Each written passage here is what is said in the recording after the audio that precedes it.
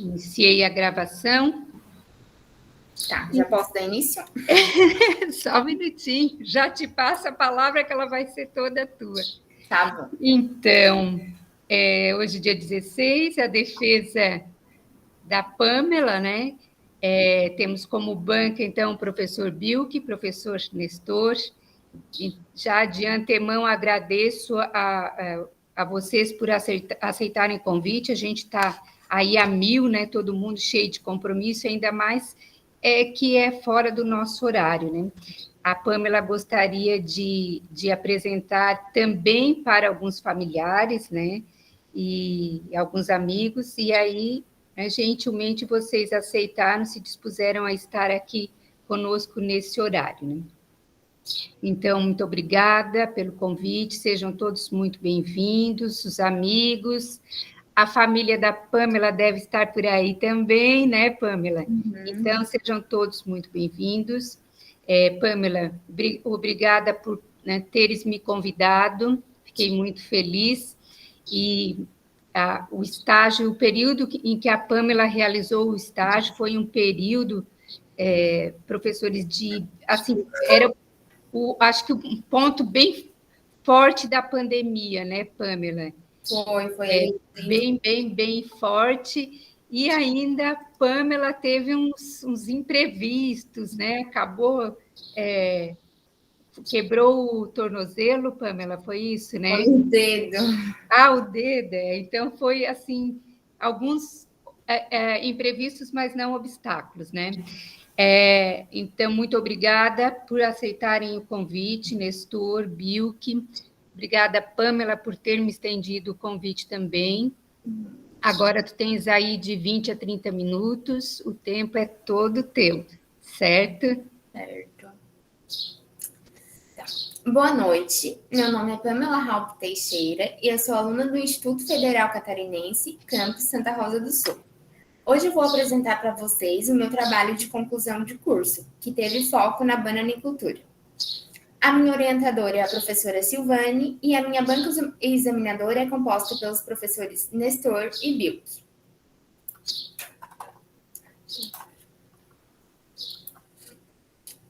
A identificação da empresa. O estágio ele foi realizado na Prefeitura Municipal, que se localiza na rua Firmínio Pedro Raup, número 400, no centro de Santa Rosa do Sul. Teve como supervisor de estágio o engenheiro agrônomo Murilo da Rosa Pagani, e a área de atuação foi a Secretaria Municipal de Agricultura e Abastecimento de Santa Rosa do Sul.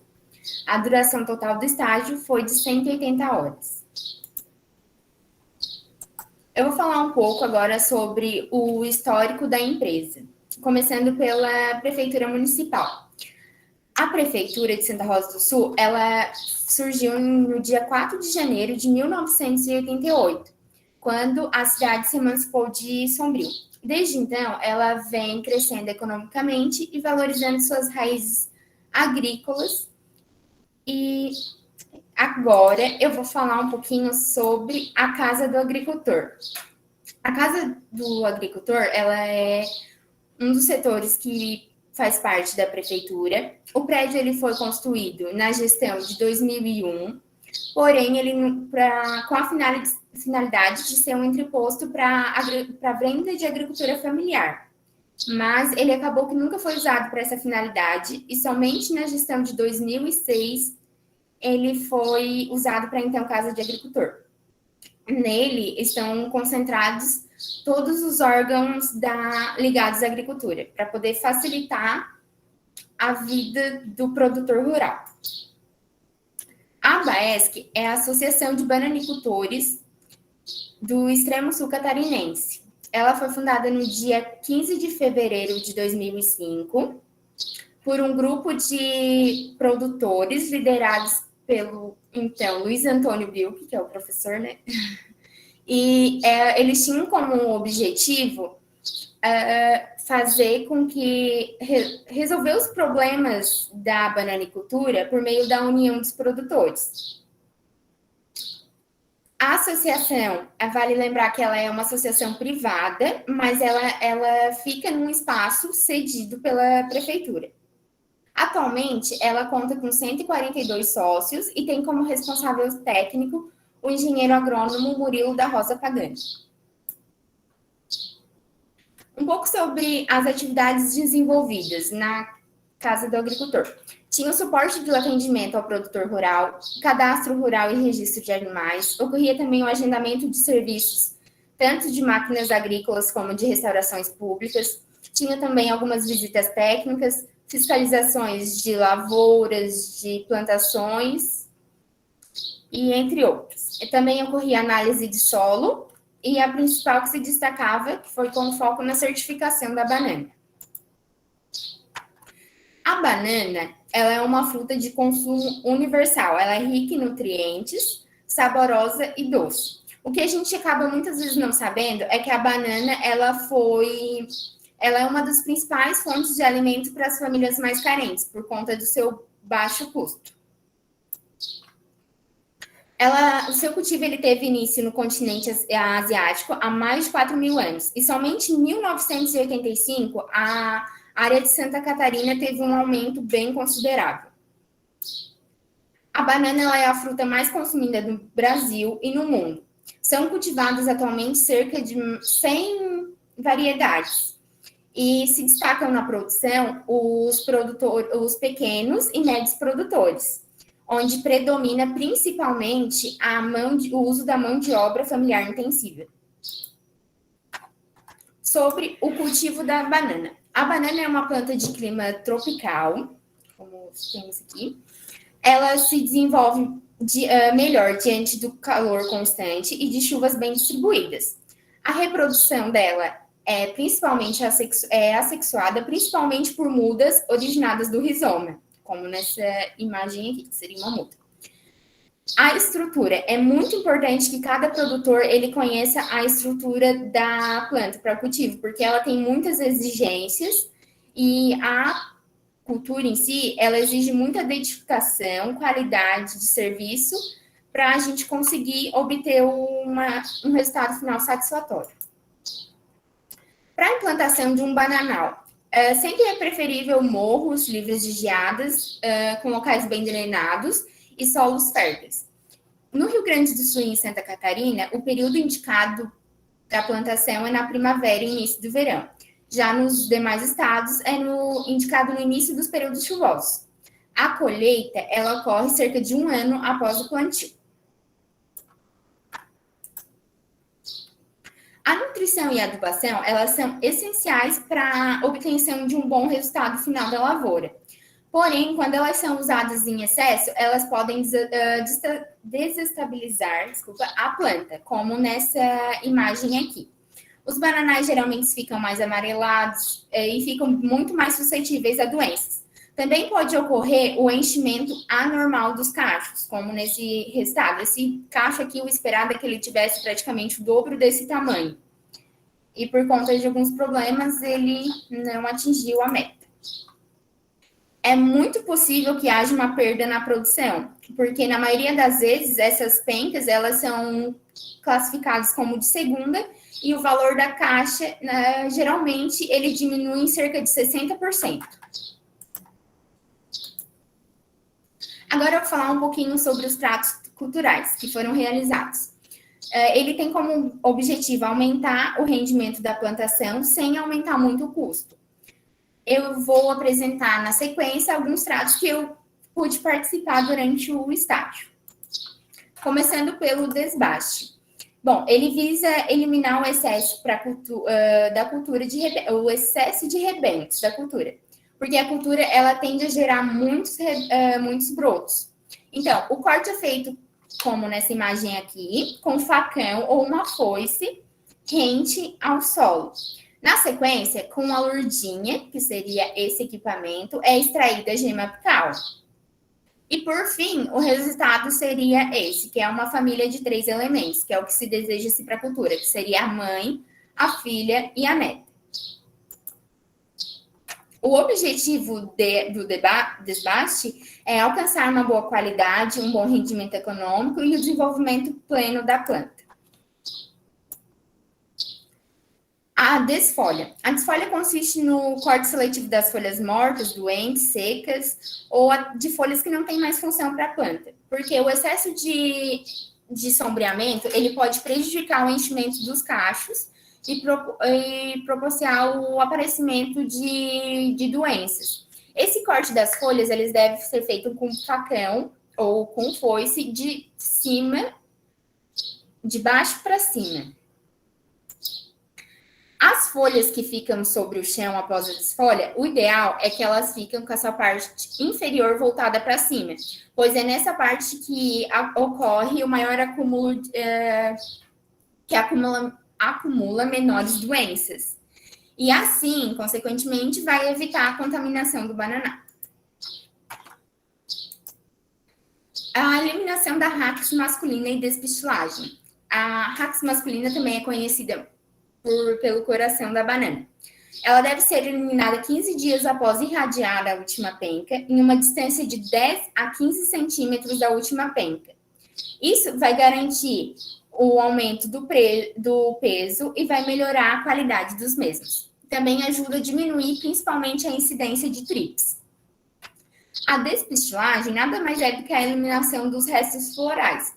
Aqui os produtores aqui do município, eles costumavam retirar essas duas últimas pencas e fazer a despistilagem de forma manual. Eles costumavam deixar, como nesse exemplo, apenas, geralmente era 2 dedos de banana.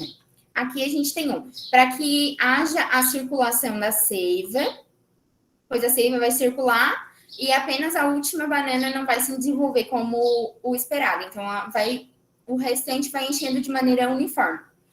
E nesse caso aqui, o cacho já está pronto para o ensacamento. O ensacamento do cacho, ele consiste no uso de sacos para proteger os cachos de atritos, de insetos, de exposição intensa ao sol, queimaduras e assim. Os tipos de sacos que a gente tinha aqui no município era bem comum. O tipo virgem, que é um saco que tem a proteção UV e por isso ele não necessitava do uso de jornais. Tem também o saco intermediário e o reciclável. O reciclável, ele era o mais inferior, porém possuía um menor custo também. Eles são disponíveis de diversas cores. As mais comuns que a gente encontrava aqui era rosa, amarelo e azul. O ensacamento do cacho, ele pode ocorrer com a escada ou com a ensacadeira. Quando ele é feito com a escada, a gente deve puxar a folha bandeira, que aqui dá de ver um pouquinho só, e ele amarra dentro do saco junto com o cacho. Já com a ensacadeira, é usado o elástico, o saco e jornal. A gente coloca todos eles na mesma ordem, posicionando certinho aqui na ensacadeira, daí posiciona a ensacadeira no cacho e aperta o gatilho, simplesmente assim. O escoreamento, ele visa evitar a quebra ou tombamento da planta. Essa prática, ela pode ser realizada por fios, taquários ou fitas. Aqui a gente tem um exemplo de uma prática realizada com fita, e aqui um outro exemplo com taquárias. Esse bananal aqui é um bananal que se localiza aqui em Santa Rosa do Sul e era da variedade de caturra. Bom, mas por que pode ocorrer o tombamento da planta? Ele pode ocorrer desde a incidência dos ventos, do peso do cacho, do ataque de pragas ou doenças, a má sustentação da planta ou até mesmo a sua altura muito elevada. Essa prática ela ainda é muito pouco usada na nossa região e ela é mais comum em bananas nanicas, também conhecidas como caturra. Ela é muito usada na região Nordeste e para essa prática é indicado o fio de polipropileno, porque ele é um fio de baixo custo, de fácil manuseio e de maior durabilidade. O corte pós-colheita, ele pode ser feito de maneira gradual, assim como nessa imagem, ou rente ao solo, que seria bem assim. Ele visa evitar a entrada de doenças.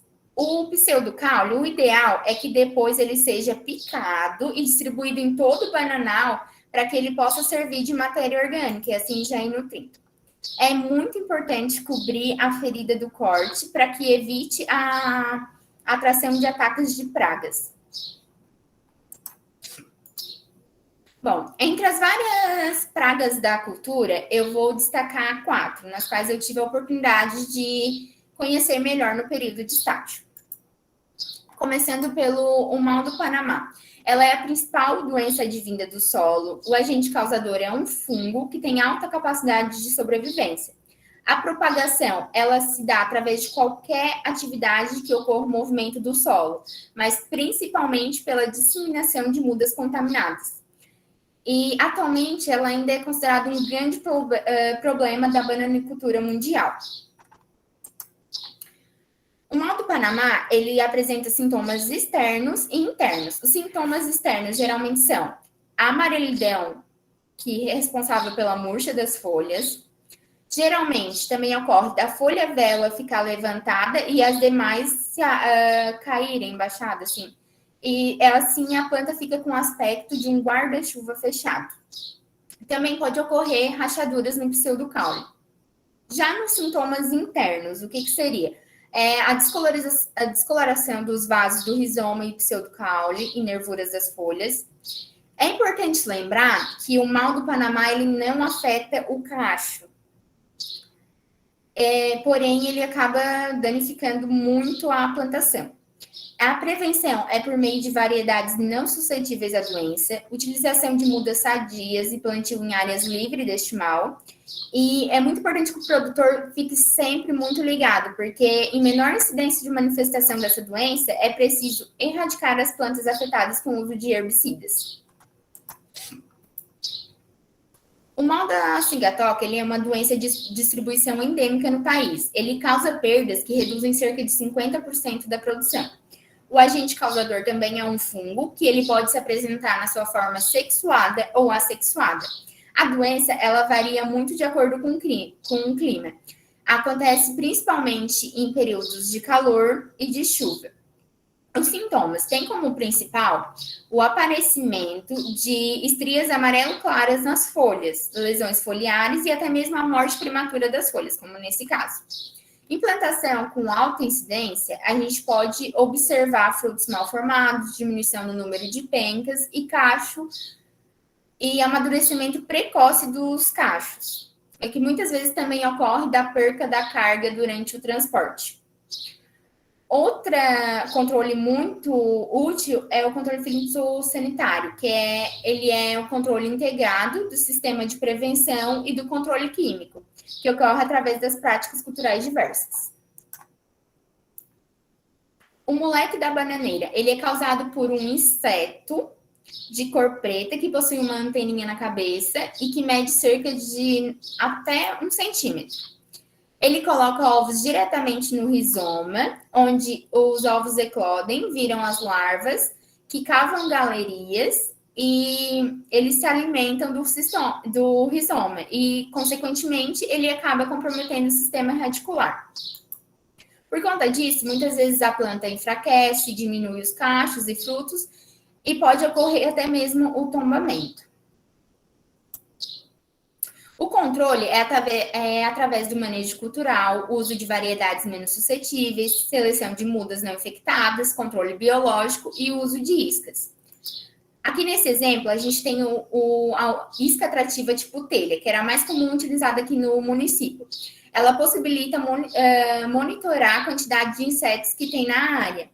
A definição do método de controle era avaliada de acordo com a quantidade de insetos que eram encontradas em cada isca dessa.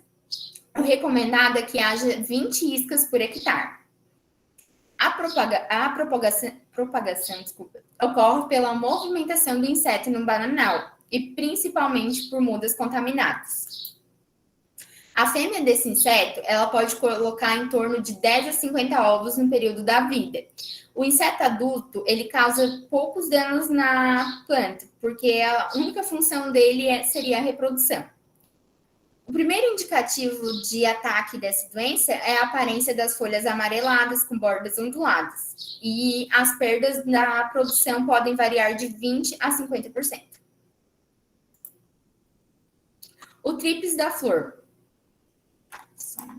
Ele é um inseto pequeno e extremamente rápido. Os adultos, eles podem ser localizados mais facilmente nas flores e até mesmo naquelas ainda protegidas pelas brácteas. É evidente no fruto quando ele está em alto desenvolvimento, porque acontece esses pontinhos marrons ásperos, que é bem comum. Se a gente passar assim, a gente sente bem por conta da ovoposição dos insetos. Ele diminui o valor das vendas das frutas. Embora ele não altere a qualidade, as pessoas, quando vão para o mercado, consequentemente, acabam não querendo o produto que está mais feio, né? O controle é através da utilização de sacos molhados com inseticidas para cobrir o cacho. E a outra técnica que também se mostrou muito eficaz é a pulverização de inseticida diretamente na inflorescência, com intervalo de 15 dias. Vou falar um pouquinho sobre a pós-colheita e conservação dos frutos. O transporte para casa de embalagem, ele deve ser feito ele ocorre no ombro do produtor ou em carrocerias de tratores agrícolas. Os cachos, eles sempre devem ser separados uns dos outros em camada, e a recepção ela deve ocorrer na sombra. Essa seria mais ou menos o exemplo de como seriam depositados e essas as camadas. É muito importante isso porque para não danificar e reduzir o atrito, né? Muitas vezes os cachos eles acabavam sendo depositados nas casas de embalagens de maneira inadequada, como nesse exemplo. Eles ficam sobrepostos uns sobre os outros, enquanto o adequado seria estar assim, sem um certinho do ladinho do outro. A retirada das embalagens utilizadas na lavoura também ocorre na casa de embalagem, onde ocorre também a seleção dos frutos. Os frutos que são considerados defeituosos, sejam lá deformados, queimados pelo sol ou com danos fora dos padrões, eles eram descartados. Os frutos descartados, geralmente, eles eram consumidos pelo produtor ou encaminhados para a indústria de alimentos processados. Aqui ocorria muito o encaminhamento para a indústria de Bauer. Após a seleção e a limpeza dos frutos, ocorre o processo de embalagem. Ele deve ser realizado com essa ferramenta, que é uma ferramenta giratória, e o ideal é que o despencador seja auxiliado por outra pessoa, para que ele apare as pencas e depositem elas com muito cuidado no tanque para não danificar as mesmas. Ali também era realizado mais uma vez a análise das pencas, eram retiradas aquelas que tinham algum defeitinho. O tanque, depois elas eram colocadas no tanque de lavagem com detergente diluído na água.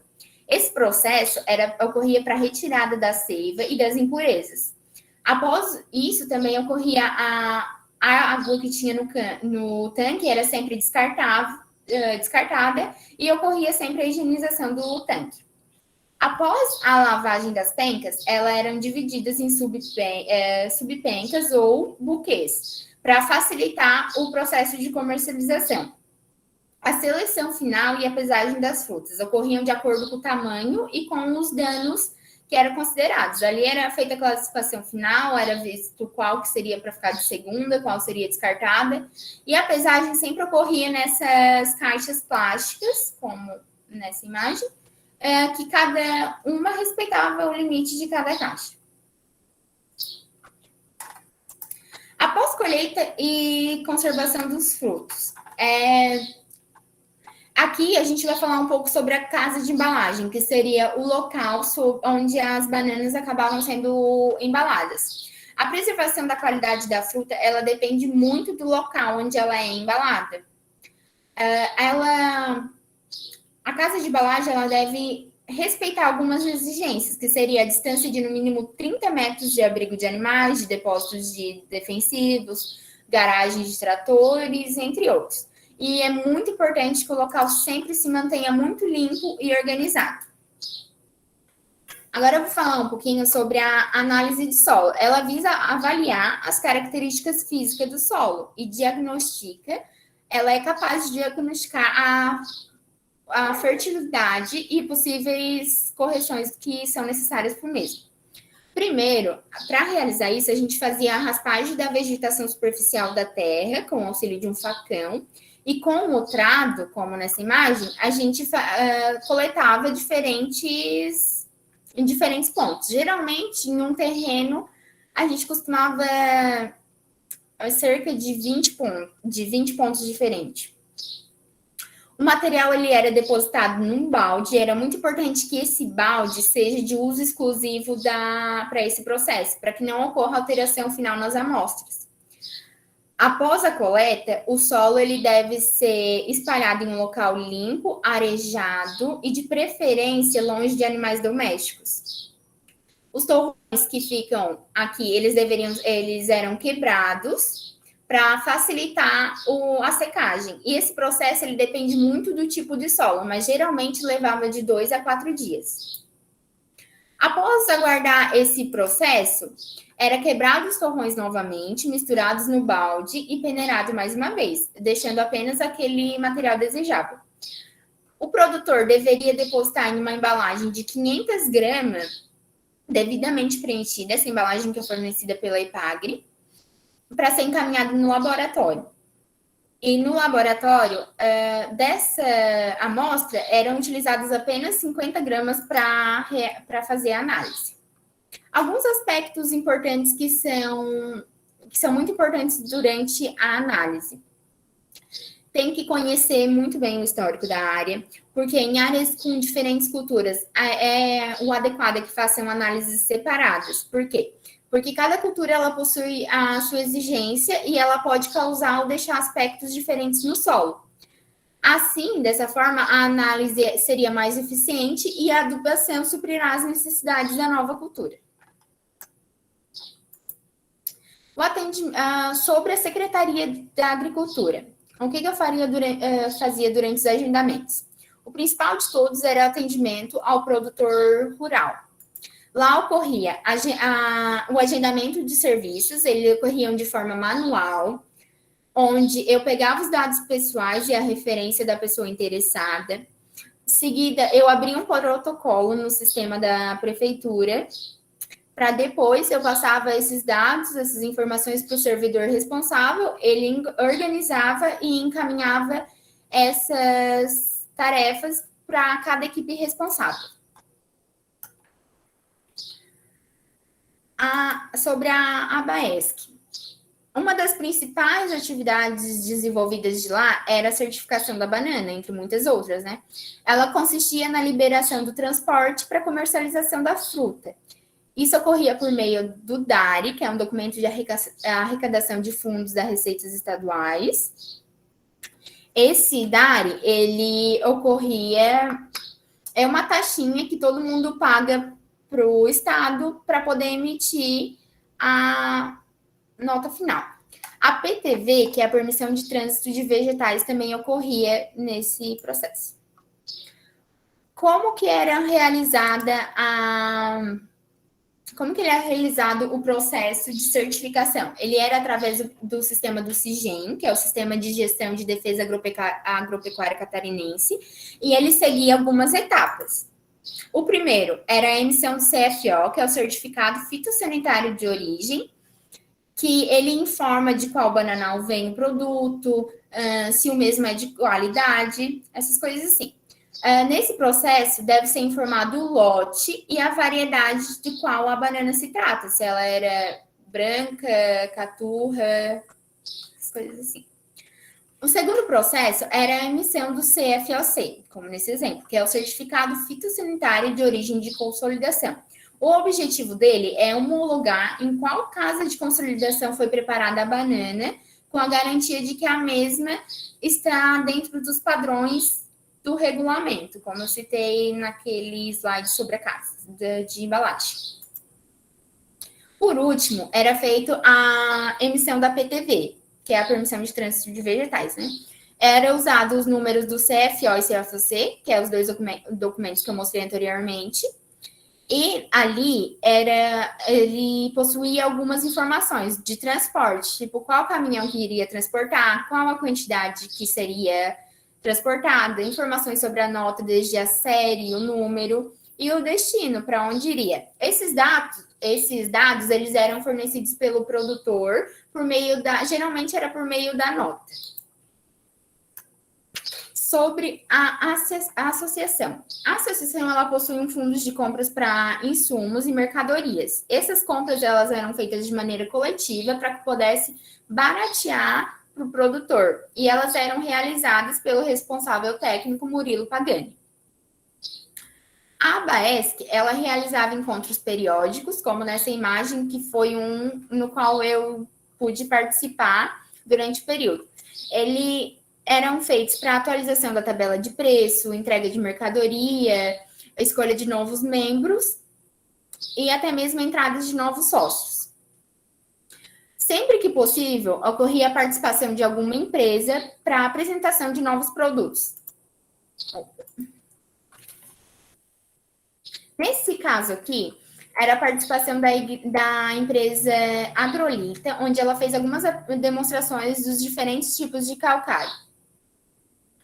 A associação ela possui algumas regras. Para virar sócio, a pessoa tem que ter participado de, no mínimo, uma reunião. Na segunda reunião, a pessoa se identifica e paga a mensalidade para virar membro. Ali, virando sócio da associação, tem algumas vantagens, que é usufruir de máquinas e equipamentos agrícolas da associação, teria visitas técnicas periódicas do engenheiro agrônomo, além de baratear seus custos por meio das compras coletivas.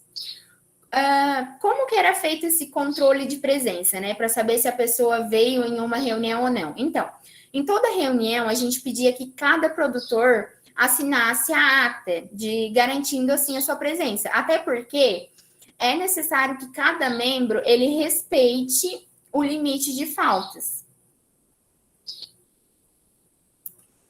A associação ela faz participação na Polvilhana, que é a famosa festa de Santa Rosa. Ocorre aqui o desfile de máquinas, a corrida com cacho, o concurso da banana, tem brincadeiras para adivinhar quantas bananas tem ou quem come mais. E aqui, nesse exemplo, tem o stand da Abaesc, que é onde eles expõem seus trabalhos, falam um pouco sobre o que fazem, tentam conquistar mais sócios, e aqui ocorria até mesmo a venda da penca da banana, que nesse caso era preço de custo a R$1. Essas atividades, elas eram todas organizadas pelo responsável técnico Murilo. Agora eu vou deixar um momento aberto para as dúvidas. Então, obrigada, Pamela.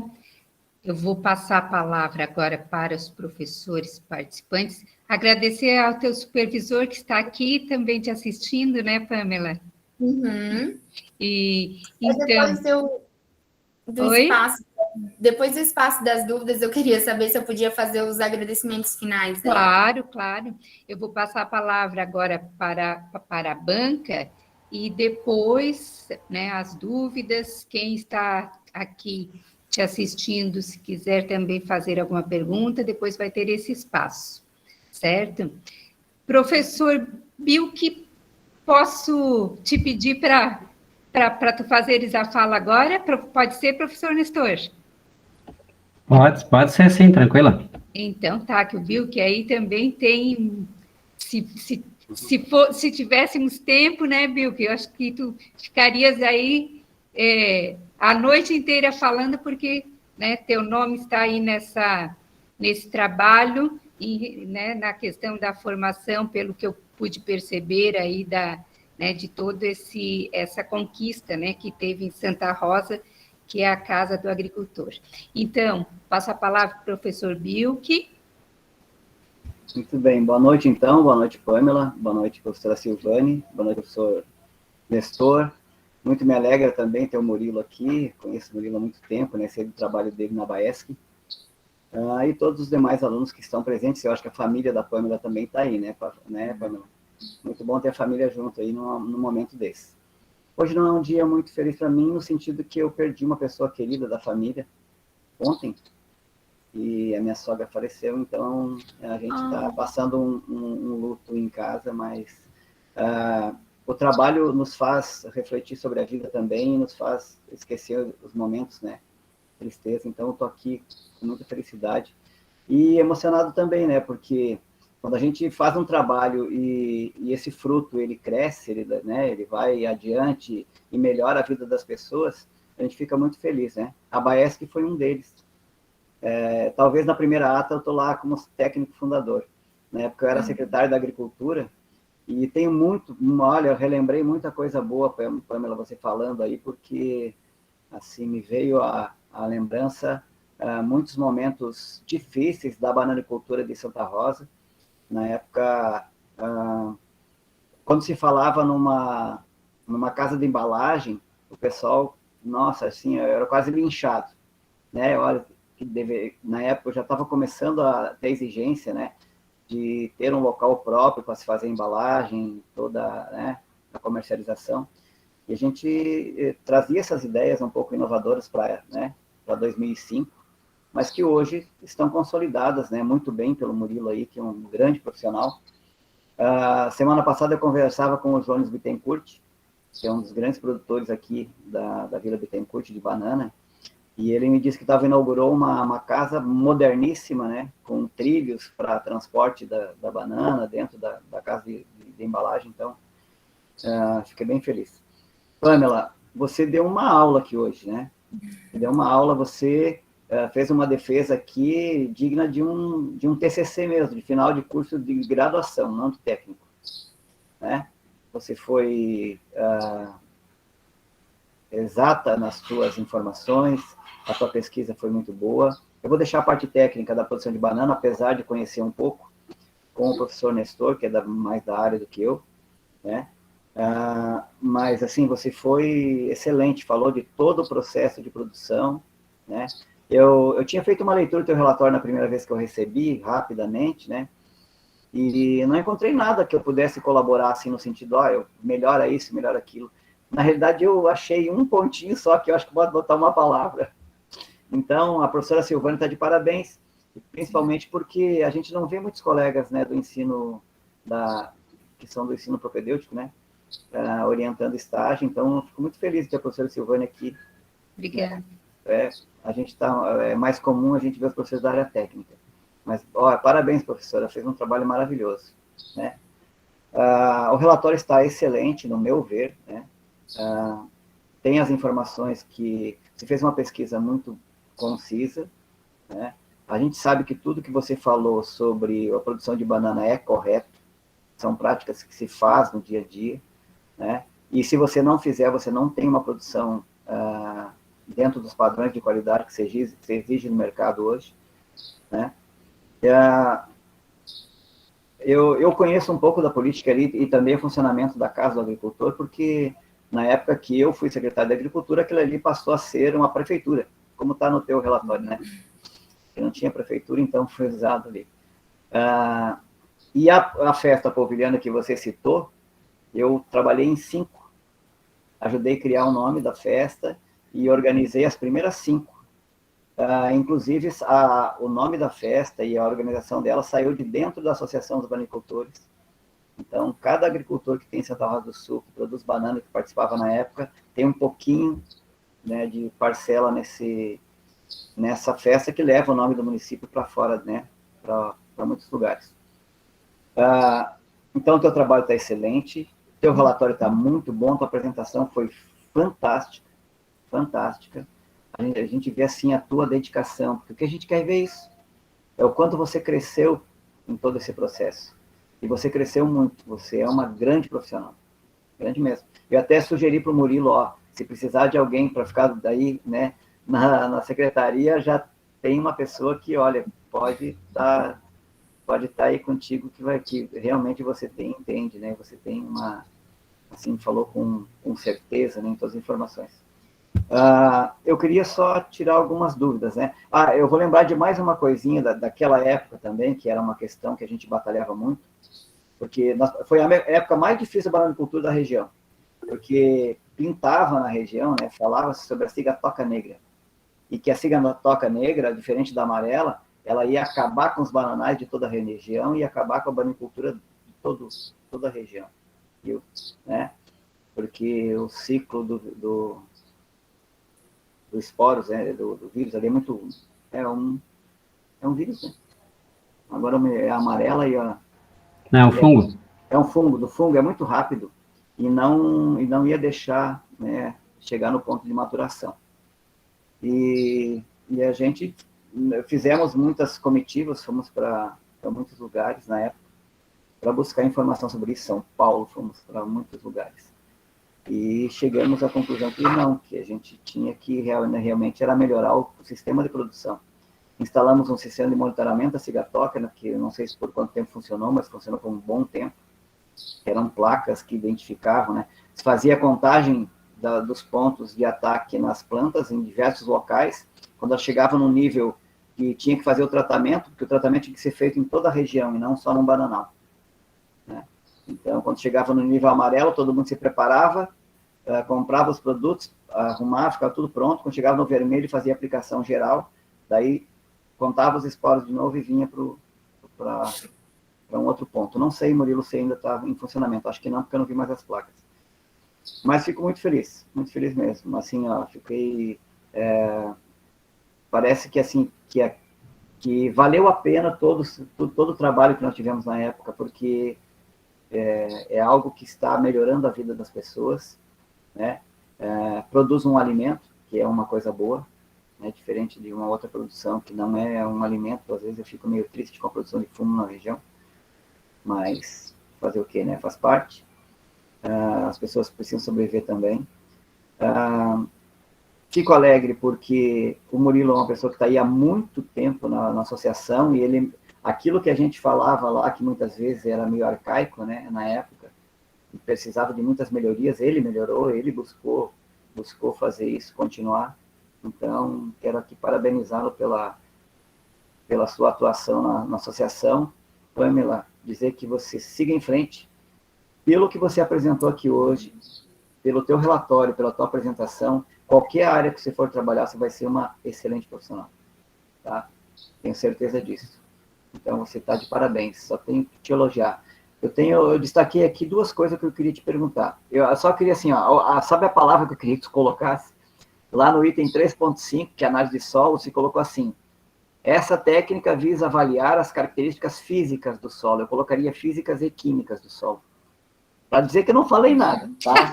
Eu não falei nada. Então, e tem mais uma questão. Vamos ver aqui. Que eu queria te perguntar, assim, já que você esteve na frente, porque eu tinha um grande problema na época, que era tentar atender os produtores de maneira eficiente, né? Que dessem um resultado bom para o município. E então eu separei aqui. Primeiro, quais são os serviços mais procurados lá na secretaria, que você ficou esse tempo lá? Quais são os serviços que os agricultores mais procurados? Primeiramente, queria agradecer o professor por aceitar estar aqui e por tudo que falou. Bom, primeiramente, o que era mais procurado era o agendamento de máquinas agrícolas. E como na época que eu fiquei lá, a Secretaria de Obras ela também estava em reforma, então ela acabou... Acontecia muito também o agendamento de restaurações públicas, desde troca de uma lâmpada de um poste até pegar um entulho. Foi assim, um período da Secretaria da Agricultura. É complicadinho de lidar com as pessoas, porque assim, ainda, embora que o município ele seja essencialmente agrícola, ainda tem muitas coisas que a gente acabava atrasando e não conseguia cumprir com aquilo que o produtor queria ou então esperava. Tá. Ainda faz parte dessa pergunta aí, tá? Só para ter assim, para a gente dar. Qual é o perfil do agricultor que tu procurava lá? Eram pessoas assim, porque a gente sabe que tem produtores hoje que tem todo o maquinário, equipamentos em casa, né, que produz. Geralmente os produtores da área do arroz, né, e tal. Mas qual era o perfil do agricultor que tu procurava a secretaria? Você tem ideia assim? Eram pessoas mais humildes? Geralmente, a maioria dos casos eram... Como? Não, eram pessoas mais que não tinham condições, assim. Acho que cortou. Não está funcionando? Estão me escutando? Sim. Ah, tá. Agora sim. Eu acho que foi a minha que caiu. É para ser mais breve, assim. Geralmente, Tá, pode? Desculpa. eram produtores que eram mais carentes, digamos assim. Eles não tinham tanto acesso a maquinários. Também acontecia de alguns produtores que tinham, claro, que queriam agilizar o serviço, mas a maioria dos casos eram de produtores que realmente não tinham. Eu vejo que essa carência é bastante grande ainda, né? Tem uma distância muito grande daqueles produtores que estão estruturados e aquele que sobrevive da agricultura, basicamente, que não tem as condições mínimas, né? Então, era isso. Só te dar os parabéns, professora Silvane. Obrigado pelo convite também. Obrigado, Pamela. Parabéns pelo teu trabalho. Parabéns à família. Parabéns, Murilo. Fiquei muito feliz. Muito feliz mesmo.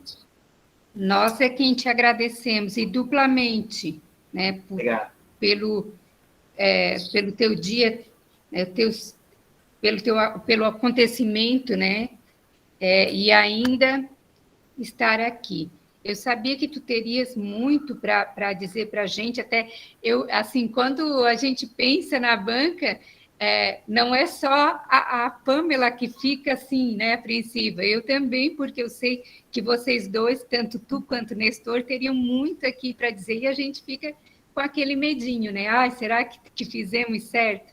Mas a Pamela é uma menina maravilhosa né, e fez tudo que estava no alcance, né, Pamela? Então, Bilk, muito obrigada, e que bom que as ações lá do passado, né, que tão, assim, tão bonito isso, né, de lá no passado tu né, abriu essa porta e a gente com uma aluna, né, passou por nós aqui fazendo um trabalho em torno disso, né, com teu nome aí, lá na história que vai tendo continuidade. Então, muito obrigada e parabéns a ti também. Eu vou fazer um registro, já aproveitar que tu está falando, fazer um registro de uma outra atividade, talvez a Pamela tenha passado ali na frente, né? Tem uma agroindústria de produção de maracujá que está funcionando hoje, que a gente batalhou muito, muito tempo para que aquilo, né, não ficasse ocioso, e graças a Deus está funcionando. Às vezes ela passa por alguns desafios, mas é uma das poucas agroindústrias de associações que tem na região. E a gente fica muito feliz, assim, de ver algumas coisas funcionando. Obrigadão. Que bom. Obrigada, Bilk. Então, professor Nestor, agora, aí, a gente agradece, né, mais uma vez, a tua presença, de ter aceitado, e a gente sabe que tu tens muito aí para nos dizer, e, né, com certeza a Pamela aproveitou muito do que tu ensinaste lá em sala, que o professor Bilk ensinou, e, né, deu vida isso aí, colocando em prática durante esse estágio. Então, professor Nestor, fica à vontade. Ok. Inicialmente, muito obrigado, professora Silvane, por ter me convidado. Eu creio que isso deve ter partido também da Pamela, na conversa que vocês também tiveram, com certeza. Sim.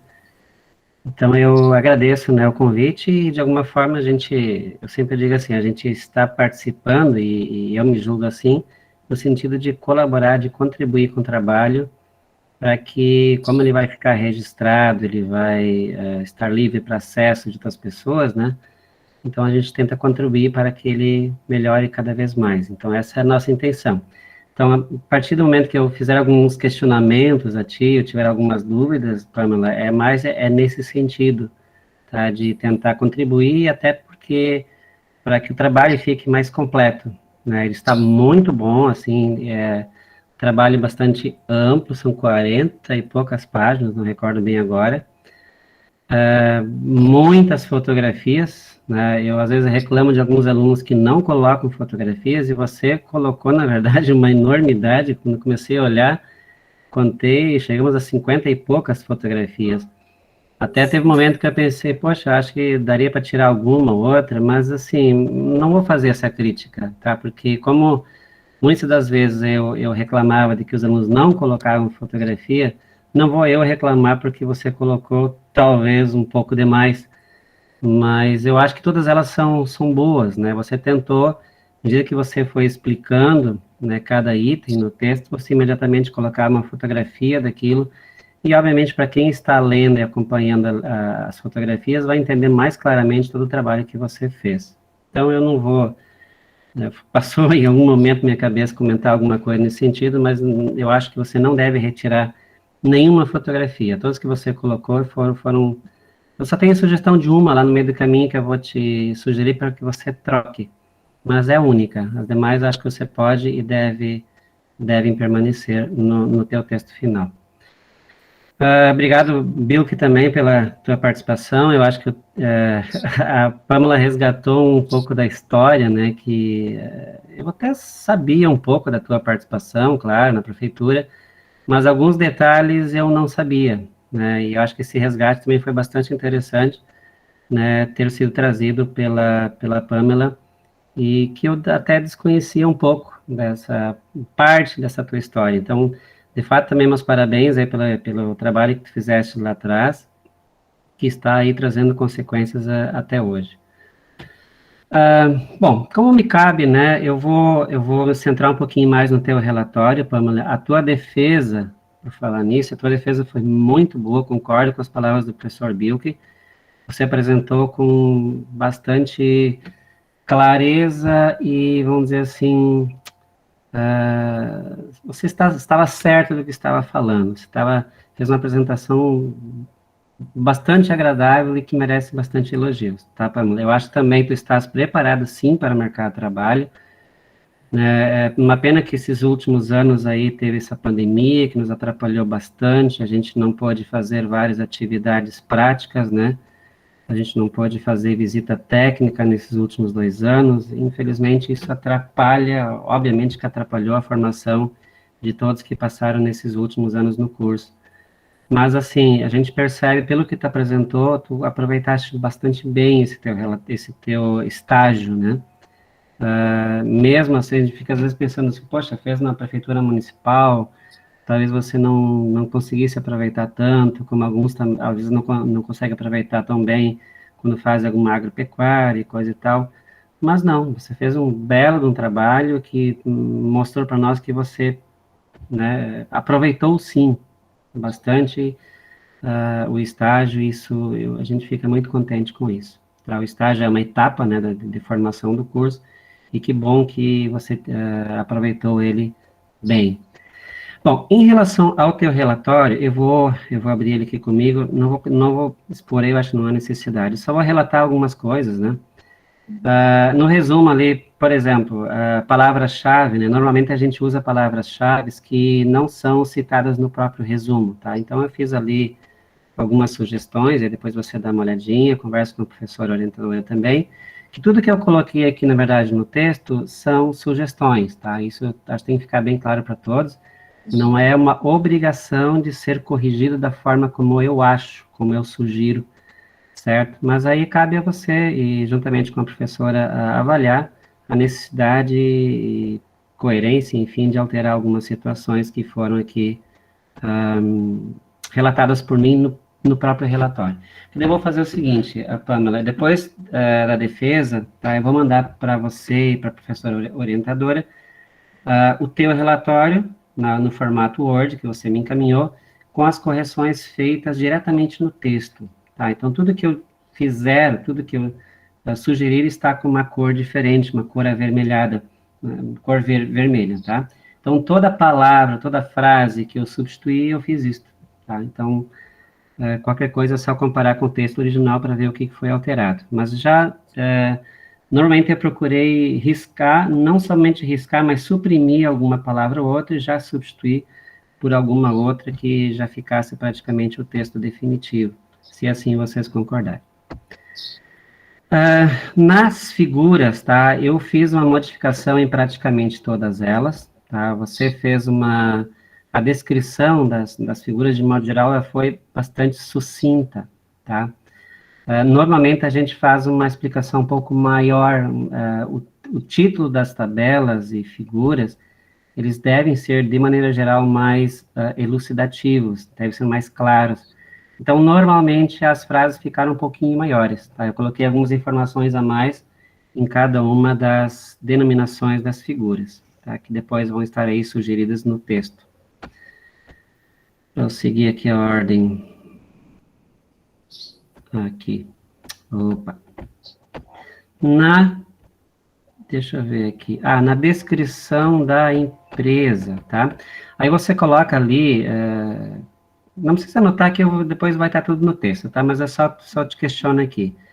Aparece um ponto lá que você fala que a Casa do Agricultor atualmente é constituída por 9 setores municipais, estaduais e privados, sendo eles. Aí você citou 8. Eu não acho que faltou talvez uma. Aí depois você dá uma olhadinha, tá?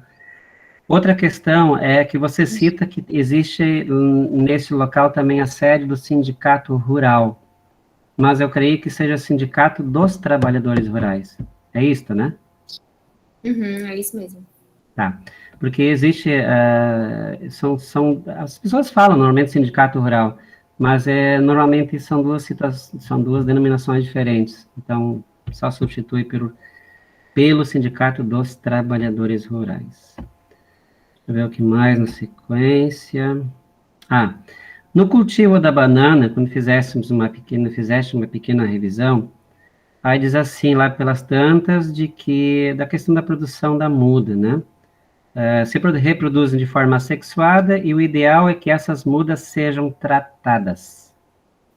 Aí você continua o texto, mas eu fiquei pensando, tratadas com o quê?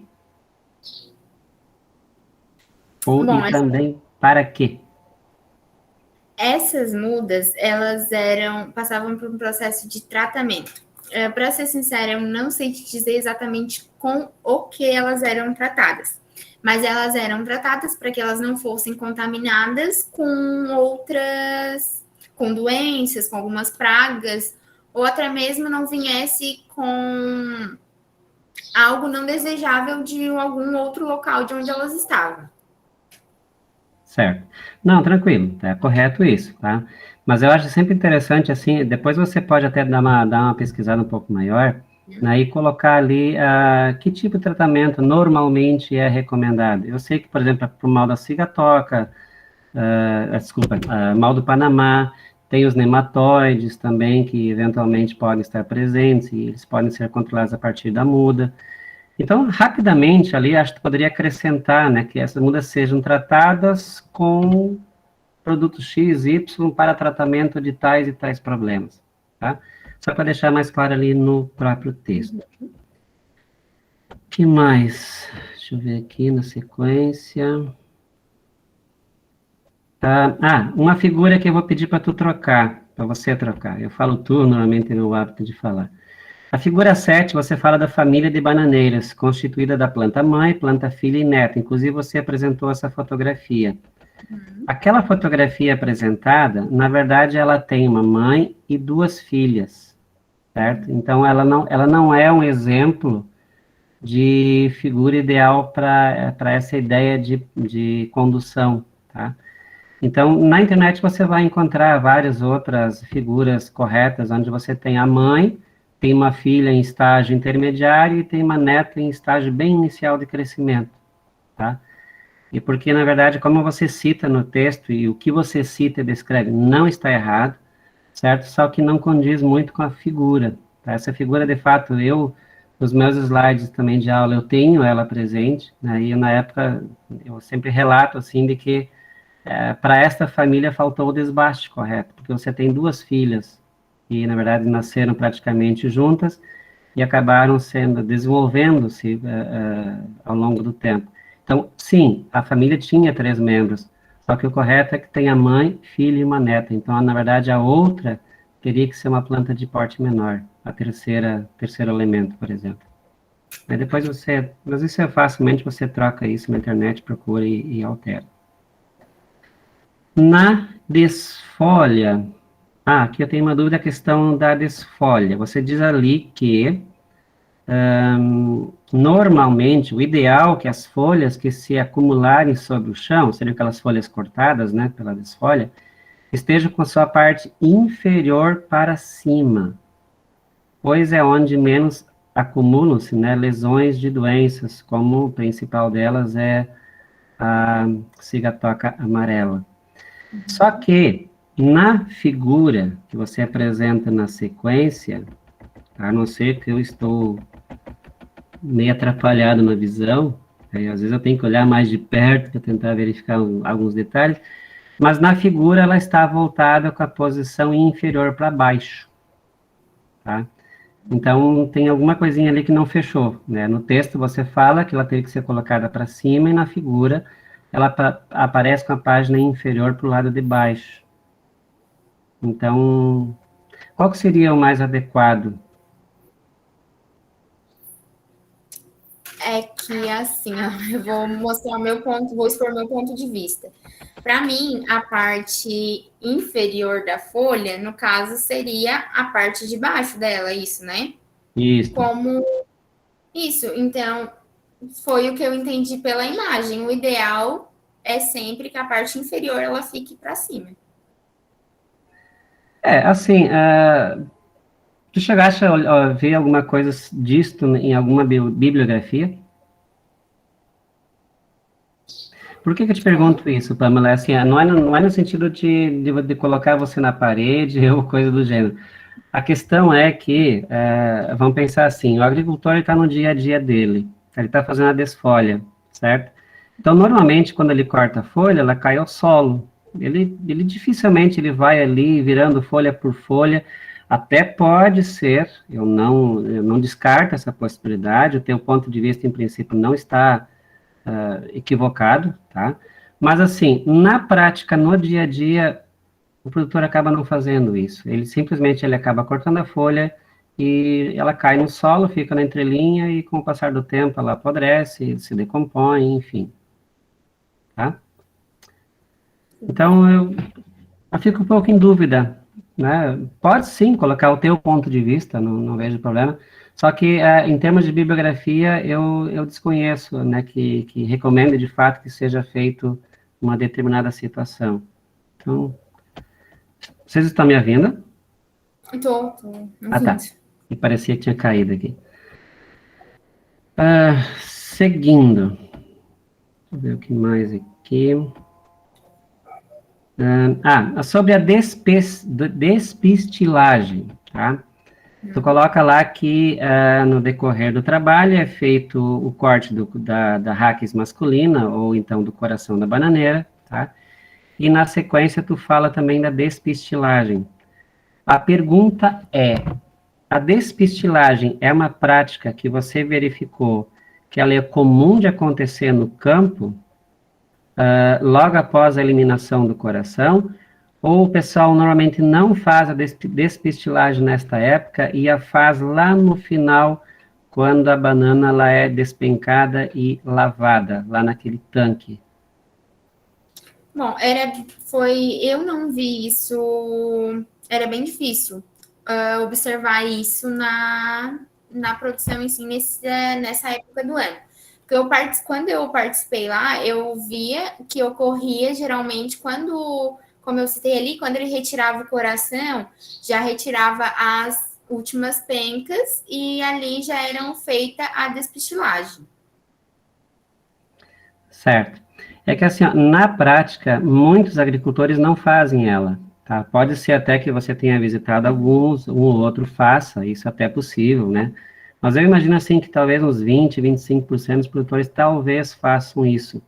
Como o produtor não ganha muitas vezes a mais por fazer essa prática, muitos acabaram desistindo dessa atividade. Eu sei que ela é uma prática, inclusive é recomendada tecnicamente, mas ela é um pouco demorada, né? Ela ocupa bastante mão de obra. Então, o que acontece muitas das vezes esses restos florais, esses pistilos, eles são retirados depois, lá na época da colheita, quando elas são limpas ali, lavadas naquele tanque de água, que elas são despencadas e jogadas lá dentro. Então, assim, em termos práticos, eu acho que ela não é muito utilizada. O que tu poderias ali, a sugestão que eu tenho nessa parte do texto, talvez tu fizer uma pequena referência disto, tá? Embora seja uma técnica recomendada, tá? Muitos agricultores não a realizam. certo? E acabam, preferem realizá-la no momento final, em pós-colheita, lá durante a lavagem ali das pencas, enfim, antes de fazer o encaixotamento. Seguindo, deixa eu ver se tem mais alguma coisa. Peraí. Não, aqui não. Só um pouquinho que eu tô passando o texto aqui, que eu fiz as anotações diretamente no texto. Outra, na figura, eu acho que é logo após o escoramento, acho que é a figura 18, corte pós-colheita, tá? Então, ali se faz a prática do corte, e você colocou uma fotografia de que o pseudocaule ele foi picado em várias vezes. Não sei se está lembrado dessa figura. Acho que é a figura 19. Sim, sim. Tá. Esse pseudocaule picado, isso também é um questionamento que eu tenho. Para mim, isso é novidade, vou ser bem franco. Não que isso não possa ser realizado, eu acho que ela faz sentido, tá? Porque você acaba cortando ela em pedaços, isso favorece a própria decomposição posterior, possivelmente seja mais rápido, porque você tem mais área de exposição ao meio, beleza. Mas na prática, no dia a dia, que você visitou alguma propriedade ou outra, você via eles fazendo também esses cortes? Não, esse processo foi um que eu retirei de um livro, onde eu achei bem interessante, e na prática, durante as visitações, eu não cheguei a ver fazer. Algum produtor ou outro, quando, tipo assim, a bananeira, vamos supor, correu o tombamento, ele ia lá com o facão, dava uma cortada para que auxiliar na decomposição. Uhum. Não, tranquilo, são observações boas. É a mesma coisa do caso anterior. Tecnicamente, não é errado, mas é uma atividade que vai dar um pouquinho mais de trabalho também ao agricultor, que muitas vezes ele é familiar, ele tem a esposa, talvez algum filho, e aí, às vezes, precisa contratar mão de obra, então tem coisas que ele acaba não fazendo. O exemplo da pistilagem, a maior parte das despestilagem, a maior parte do pessoal não faz, em função do tempo necessário que exige para se dedicar a isto. Então, eu sugiro assim, nesse comentário que você fala isto, talvez seja interessante colocar o que você colocou agora aqui, que de maneira geral isso não é realizado, porém, tecnicamente parece ser algo interessante, e não deixa de ser, porque você acelera esse processo de decomposição desses materiais e que depois vão promover aí a reposição de nutrientes ao solo e assim por diante. Deixa eu ver se tem mais alguma coisa. Na presença do mal do Panamá, aí você cita que há possibilidade, né, de se usar herbicidas. É uma outra pergunta que eu tenho. Você chegou a visualizar, junto aos agricultores que você visitou, se isso é uma prática comum de eliminar? O eliminar a planta está correto. Tá? Quando você tem mal do Panamá, a ideia é que se elimine aquelas plantas que têm o mal do Panamá para que o problema não passe adiante. É uma doença de solo, tá? Mas eu fiquei um pouco encucado com a forma de controle, que seria usar herbicida sobre esta planta. Eu imagino que ela seja cortada no primeiro momento, e em cima do pseudocaule se coloca o herbicida. Talvez seja isto? É dessa forma? No caso, seria para erradicar a planta, né? Na Isso, incidência da mesma. isso. Então, seria... Alguns poderia ser também, eu acredito que seja na pulverização, até mesmo quando eles usavam os equipamentos agrícolas, mas nesse termo, quando eu disse para erradicar, seria assim, cortado e depois colocado para evitar que a doença não se... Como é que eu vou dizer? Ela não se espalhe, porque como foi dito, ela é uma doença de solo, né? Então, ela, consequentemente, iria se espalhar se a planta ficasse ali naquele local. E principalmente se ela fosse arrancada, tá? Porque aí você acaba levando aquele solo, né? talvez de um lugar para o outro, quando você leva aquela planta para fora do local, ou coisa parecida, né? Porque é uma doença basicamente que está no solo, né? Então, assim, eu acredito que alguns usem, sim, herbicida, tá? Eu não discordo disso, mas tem uma boa parte do público também que simplesmente faz o corte dela e, para não rebrotar, acaba eliminando aquela parte central com a lurdinha, por exemplo. Mas o herbicida, não, ele também acontece.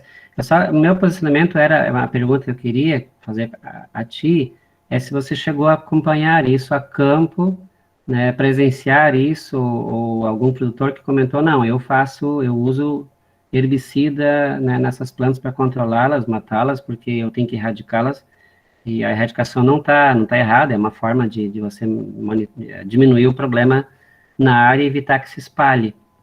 Então, o questionamento seria mais nisso, se você ouviu de algum produtor ou até da equipe técnica alguma coisa nesse sentido.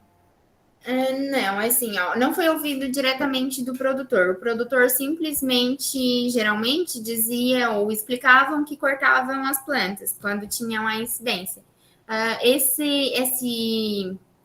Essa parte foi também uma parte que eu olhei num livro e que eu achei que seria importante também citar como que deveria ser feito, porque como eu expus ali, a praga, como ela é de solo, ela iria continuar se alastrando, né? Sim. Não, tranquilo. São pequenas coisinhas, assim, que acho que o teu relatório ficar melhor, né, já está muito bom, não tenha dúvida disso. Mas colocar um pouco desses pontos de vistas, né, que eu estou tentando te alertar. Porque aí tu acaba mostrando que existem formas, né? Não é simplesmente esta forma, existem outras maneiras, às vezes, de fazer a mesma prática, né, com a mesma ideia, vamos dizer assim. Seguindo, né, você falou em pragas, né, em 4 pragas. Bom, pragas é uma discussão muito complicada, né? Uma época atrás, eu sempre soube que doenças são doenças e que pragas são pragas. Pragas se referem a insetos e doenças se referem a fungos, bactérias ou talvez vírus. Também vírus, né? Então, assim, quando você citou 4 pragas, você fez uma mistura, né? Você colocou o moleque da bananeira, que é um inseto, você colocou o trips, tá?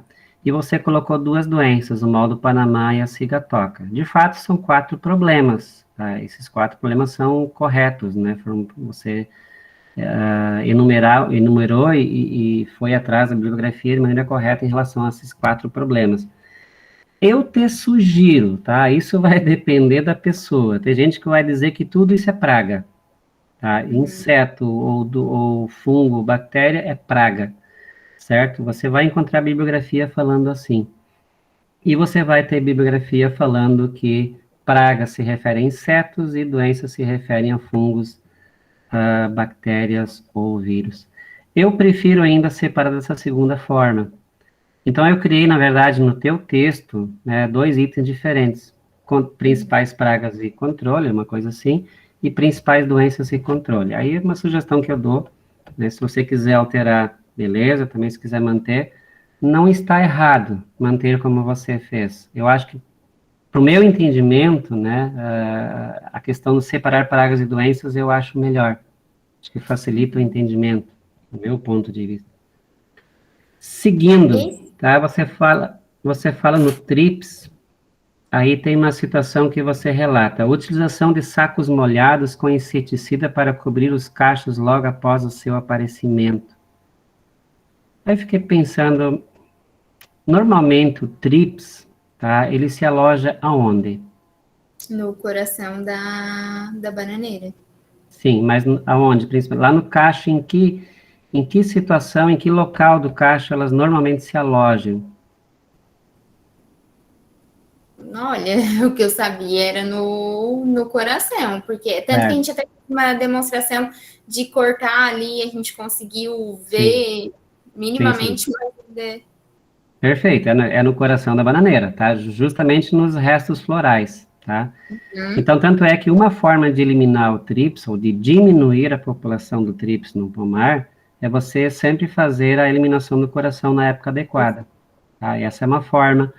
Na sequência, normalmente se faz o ensacamento do cacho, já é uma outra forma, porque a partir do ensacamento, o próprio saco isola o cacho do meio externo, então o tríplice não vai ter mais acesso direto às pencas, tá?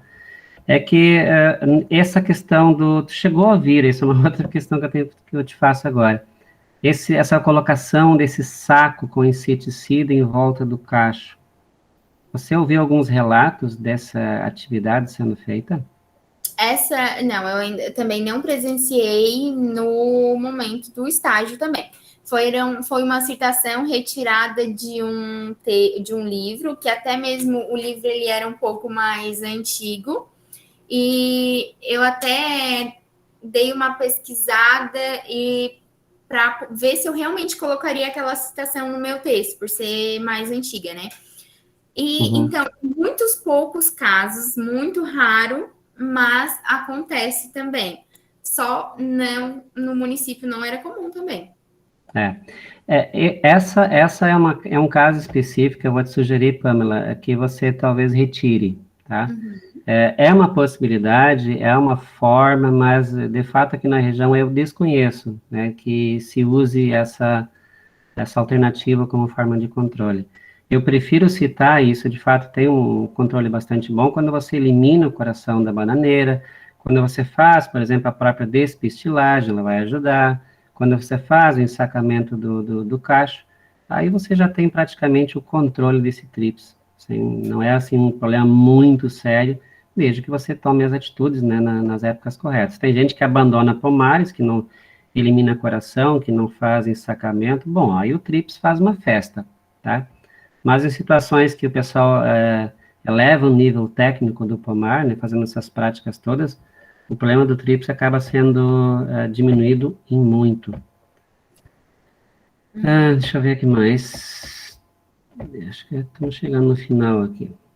Desculpa, mas vamos ver se tem mais alguma questão aqui.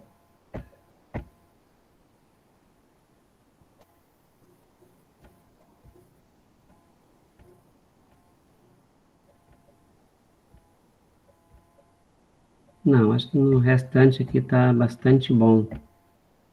Não tem mais questionamentos, tá? Assim, de novo, né, meus parabéns nesse teu trabalho, algumas questões, assim, elas, como eu falei, elas são no sentido de melhorar um pouco mais ainda o teu trabalho, mas ele já está bastante bom, tá? E parabéns mesmo pelo trabalho, pela tua apresentação. Olha, é difícil a gente ler um trabalho como o teu, que chega a ser quase um TCC, como o professor Bic comentou, né, 40 e poucas páginas, não é uma coisa comum, né, e onde você relata muita coisa que você acompanhou, tá?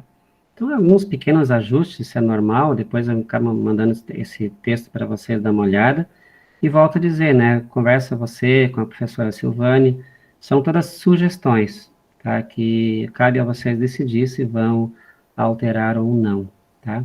Mas, realmente, parabéns de verdade, de coração aí pelo teu trabalho, sucesso na tua vida profissional, e eu acredito, né, que você de fato terá, né, pela tua capacidade que você tem, pela tua apresentação, e enfim, o resto só que tenho a agradecer e te parabenizar. É isso. Muito obrigada. Então, eu só queria fazer duas colocações sobre duas coisinhas que você citou.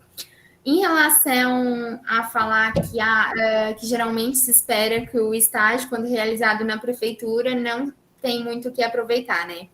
Bom, para ser sincera, se eu dependesse somente do setor da prefeitura, que era a Secretaria de Agricultura, eu realmente não teria o que falar.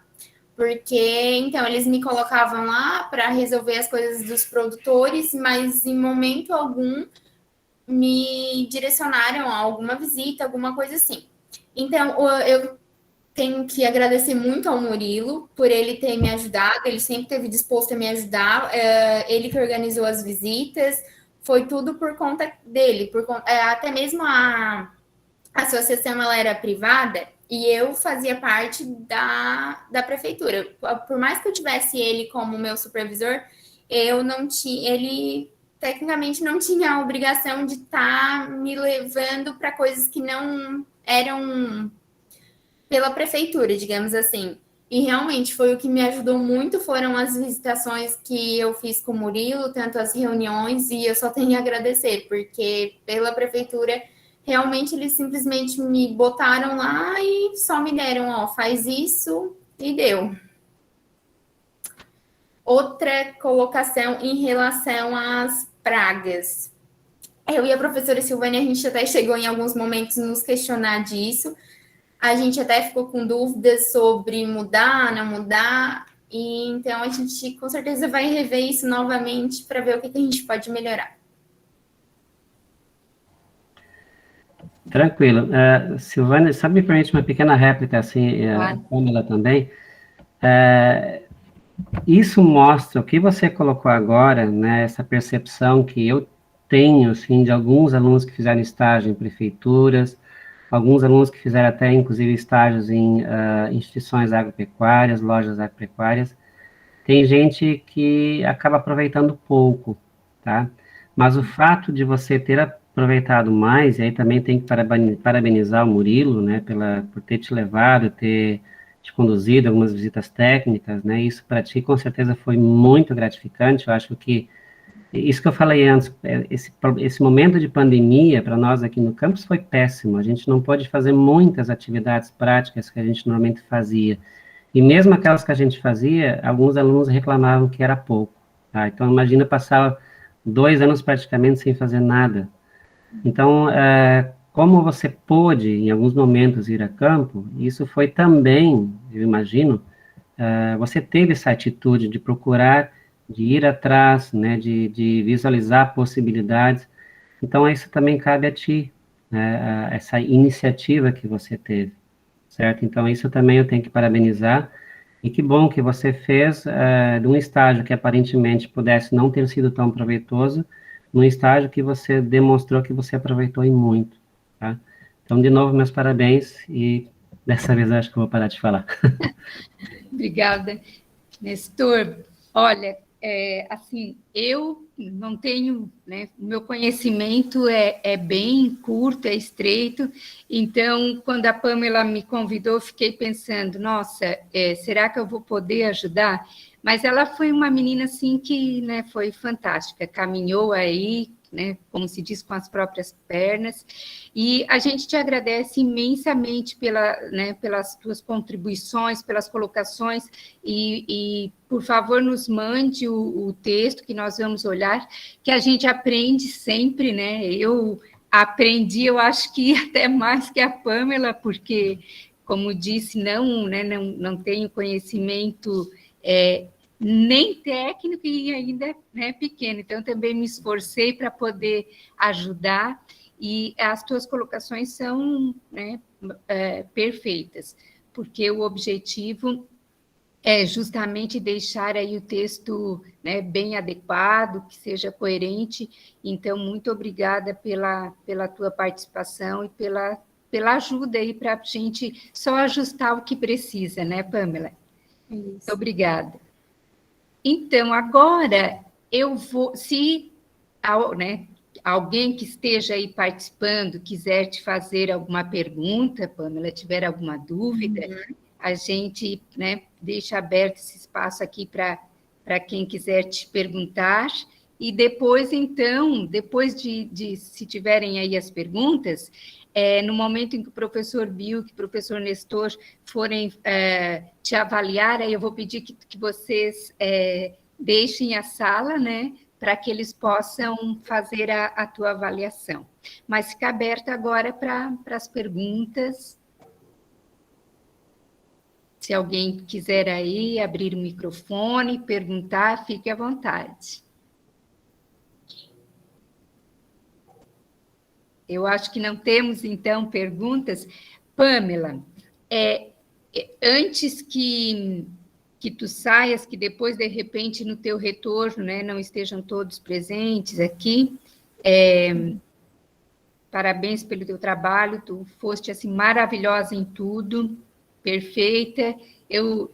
Assim, foi ótimo, né, estar contigo, te acompanhar, aprendi muito aí contigo.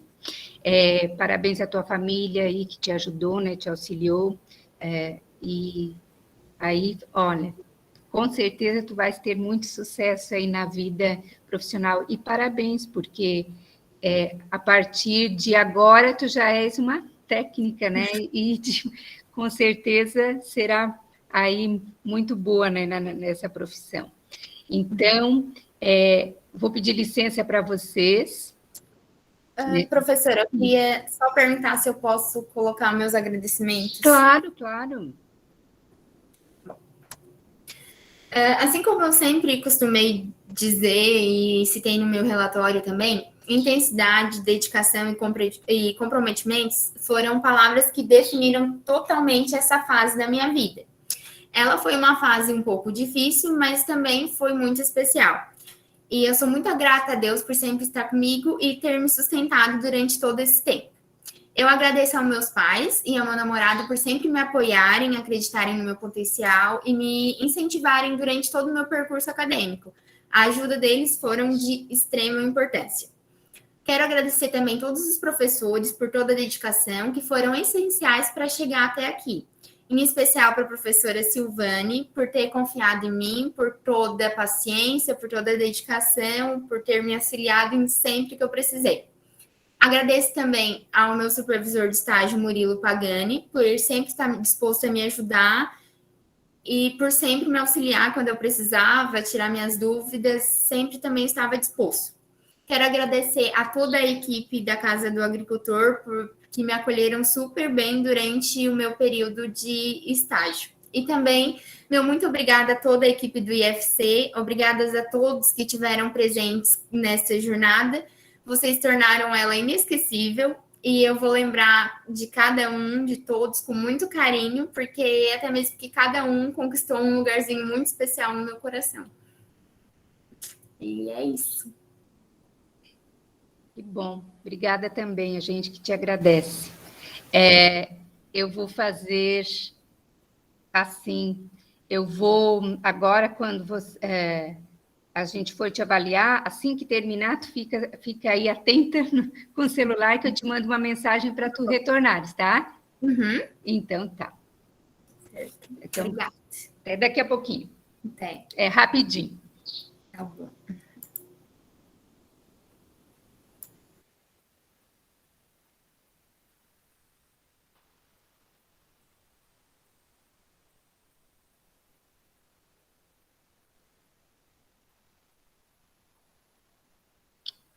A gente aguarda só um minutinho, que tem mais 5 pessoas. Não, tranquilo, esperando, aguardando, o pessoal já está saindo. O pessoal está saindo. Eu acho que você pode, se quiseres, né, sugiro até parar a gravação, que normalmente a gente não, a parte da avaliação a gente não grava. Acho que não é necessário. Obrigada, vou interromper aqui.